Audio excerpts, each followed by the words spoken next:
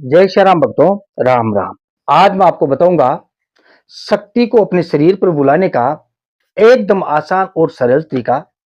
सबसे पहले तो आपको यह बताता कि कोई भी शक्ति आपके शरीर पर नहीं खेल सकती। अगर शक्ति आपके शरीर पर आ जाए तो आपका शरीर फट के दो टूक हो सकता है, आपको किसी प्रकार का नुकसान हो सकता है। सिर्फ शक्तियों की परछाई आपके शरीर पर गिरती है, उसकी वजह से आपका शरीर हिलने लगता है, डोलने लगता है। अब आपको बताता हूं शक्तियां आपके शरीर पर कब आती है। ध्यान रहे भक्तों, अगर आपके शरीर में किसी प्रकार का खोट कपट नहीं है, देवताओं के प्रति आस्था है, आपका मन साफ सुथरा है, अपने माता पिता और गुरु की आपने सेवा की है, किसी निर्दोष प्राणी को दुखी देखकर अगर आपकी आत्मा में दुख होता है, किसी भी जीव प्राणियों पर दया करने की आपकी आदत बनी हुई है, ऐसे में आपके भाव और विचार को देखकर देवी देवता आपके शरीर पर प्रसन्न होकर अपने गण को आपके शरीर में प्रवेश कराते हैं, ताकि आप किसी निर्दोष प्राणियों की रक्षा कर सको, दीन दुखियों की सेवा कर सको। इस प्रकार आपके शरीर में देवी देवता आते हैं। अब मैं आपको बताता हूं, आप किसी भी देवी या देवता, किन्नर हो, पिशाच हो, प्रेत हो, भूत हो, कोई भी शक्ति हो, आप अपने शरीर पे कैसे बुलाओगे, वो सारी जानकारी आपको दे रहा हूं। जैसे कि मेरे पास में भगवान विष्णु की फोटो है, ऐसे ही आपको एक मार्केट से एक फोटो लेकर आनी है। ये तो प्रतिमा है, आपको एक फोटो लेके आनी है। मैंने आपको दिखाने के लिए फोटो रखी है, प्रतिमा रखी है यहाँ पे। आपको एक फोटो लेके आनी है, ऐसे आप फोटो रखोगे। फोटो के सामने आपको ऐसा एक लोटा लेना है, इसको पानी से भरना है। पानी से भरकर ऐसा आपको ढक्कन लेना है। ढक्कन के ऊपर देखो ऐसा एक स्वास्तिक बनाना है, देखो आराम देख लो, ऐसा स्वास्तिक बनाना है। स्वास्तिक बनाकर आपको यहाँ थोड़ा चावल डालना है और ऐसा दीपक आपको आडी बात वाला ऐसा दीपक देख लो, ऐसी आडी बात वाला दीपक यहाँ रखना है। इसमें एक बत्ती लगाकर आपको इसमें तिल का तेल डाल दो या घी इसके अंदर डालना है। अगर घी आपको शुद्ध मिलता है तो अच्छी बात है, अगर घी नहीं मिलता है कोई बात नहीं, आप इसके अंदर तिल का तेल डाल सकते हो। ठीक है, उसके बाद में आपको ऐसे छोटी सी हवन कुंडी लेनी है। ठीक है, ऐसी छोटी सी, बड़ी भी ले सकते हो अपनी श्रद्धा के अनुसार, बड़ी भी ले सकते हो। आजकल हवन कुंड बाजार से ही मिलता है ना, वो भी ला सकते हो। इसके अंदर आपको जोत लेनी है। इसको जोत को यहाँ रखा, आपको दिखाई नहीं दे रही थी तो इसलिए ऊपर रखा हूँ, देखो यहाँ पे है ना, ये यहाँ पे रखा हूँ है ना। और आपको यहाँ रखनी है इस जोत को। ऐसे में आपको जोत लेनी है। जोत आपको गाय के कंडे, जो गाय के सूखा हुआ गोबर होता है ना, ये अग्नि जलाकर आपको उसमें थोड़ा घी डालोगे। घी डालोगे तो उसके अंदर जोत आ जाएगी। जोत लेने के बाद में आपको इस आसन पर नहीं बैठना है। जोत आप लेते हो तो साइड में रख के ही आप जोत लेनी है, साइड। इस आसन पर, यहाँ आसन है, ठीक है, आपको दिखाई नहीं दे रहा होगा, ये आसन है। यहाँ बैठकर आपको जोत कभी नहीं लेनी है। आपको जोत अपना मुख उत्तर दिशा में करके, अगर आपको देवी देवता की जोत ले रहे हो तो अपना मुख उत्तर दिशा में करके आप देवी देवता की यहाँ पर ऐसे देखो, यहाँ पर जोत ले सकते हो। ठीक है, अगर कोई भूत प्रेत की जोत लेते हो तो अपना मुख दक्षिण दिशा में करके आपको जोत लेनी है। ठीक है, इस प्रकार से आपको जोत लेनी है। अगर जोत, अगर कोई देवी या देवता की जोत 12 बजे से पहले पहले लेते हो तो आप अपना मुख पूर्व दिशा में रखो। जैसे मूर्ति का मुख है पश्चिम दिशा में, अभी देखो मेरा मुख उत्तर दिशा में है, मूर्ति का मुख पश्चिम दिशा में है। ठीक है ना, इस प्रकार से आपको रखना है। सूर्य को कभी भी पीठ नहीं देनी है। ठीक है, अभी देखो 12 बज रहे हैं, अभी तो 12 बजे सूर्य भगवान यहाँ पे तो मेरे को पीठ लग रही है ना, लेकिन आपको ऐसा नहीं करना है।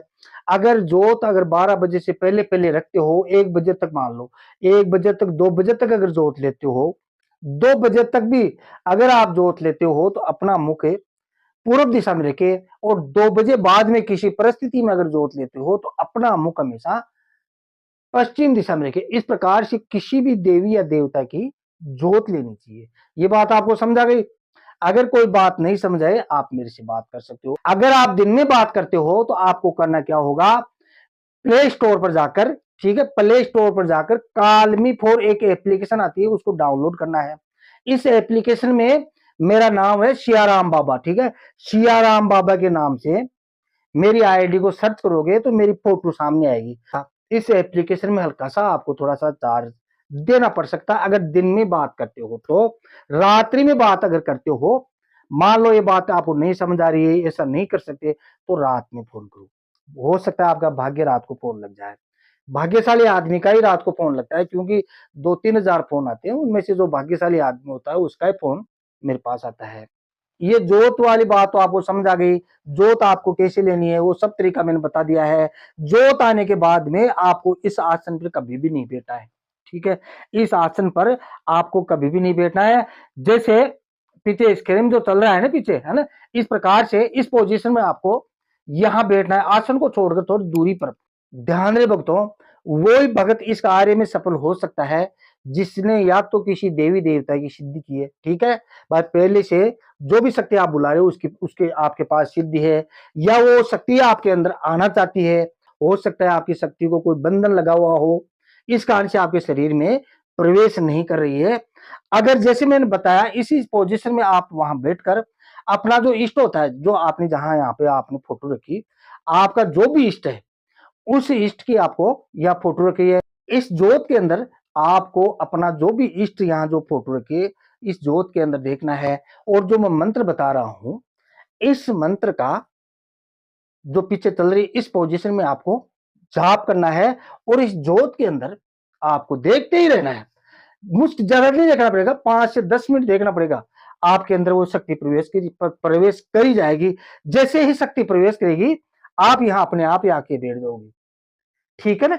इस प्रकार से आप किसी भी शक्ति को बुला सकते हो। इसके अंदर एक लड़का और साथ में रखना, अपना कोई शिष्य है या पुत्र है, भाई है, बाप पिता है, कोई भी काका ताऊ जो भी है अपने पास में बिठा लेना, ठीक है। उसका मुख हमेशा उत्तर दिशा में रहना चाहिए। जो जोत ले रहा है ना बच्चा, बैठ बस जिसको आप बैठाओगे आप, तो वो जोत ले रहा है उसको उसका मुख हमेशा उत्तर दिशा में रहना चाहिए। इस प्रकार से आपके जैसे ही शरीर में आपके शरीर में वो आत्मा प्रवेश करेगी, जिसका भी आप ध्यान कर रहे हो, जिसके पास आपकी शक्ति है, वो शक्ति आपके अंदर प्रवेश करेगी। प्रवेश करते ही आप यहाँ पर बैठ जाओगे, ठीक है। और किस मंत्र का आपको जप करना है, यहाँ भाई पीछे जो पोजीशन चल रही है इस पोजीशन में आप यहाँ रहोगे तो कौन से मंत्र का जप करोगे, जो भी आपके पास शक्ति है। जैसे मैं हनुमान जी का मंत्र बताऊं, जैसे आप हनुमान जी किसी गण को आप बुलाना चाहते हो, ठीक है, अपने शरीर पे लेना चाहते हो, हनुमान जी कोई गण है आपके शरीर में लेना चाहते हो परछाई के रूप में, ठीक है, तो आपको कौन सा मंत्र बोलना है, ओम नमो हनुमताय अवश्य अवश्य स्वाहा, ठीक है। अगर मान लो आप काली माँ का है या और अन्य कोई देवी देवता या कोई पितृ है, ठीक है, जैसे आपने अपने पितरों को, जैसे आप अपने पितरों को अपने शरीर पे बुलाओगे तो कैसे बुलाओगे, ओम नमो पितृ देवाय अवश्य अवश्य स्वाहा। अगर आप माता दुर्गा की परछाई को आप लेना चाहते हो तो आपको मंत्र कैसे बोलना है, ओम नमो भगवती दुर्गाए अवश्य अवश्य स्वाहा। अपने मन में आपको कल्पना करनी है, जैसे झुक के जैसे पीछे पोजीशन चल रही है इस पोजीशन में आप यहाँ देवी का ध्यान करोगे। इस जोत में जो भी आपका इष्ट है उसका ध्यान इस जोत में करोगे तो भक्तों ध्यान रहे एक ही दिन के अंदर सवारी अब आपके शरीर में आ सकती है। अगर आपके विचार अच्छे हैं तो ही देवी देवता आपके शरीर पर आएंगे, आपके शरीर पर खेलेंगे। अगर आपके भाव अच्छे हैं, कोई भी देवी देवता भोग के भूखे नहीं होते हैं, भाव के भूखे होते हैं। इस प्रकार से शक्तियों को अपने शरीर पर बुलाने का तरीका मैंने आप लोगों को बताया है। भगवान आपका भला करे। जय श्री राम, जय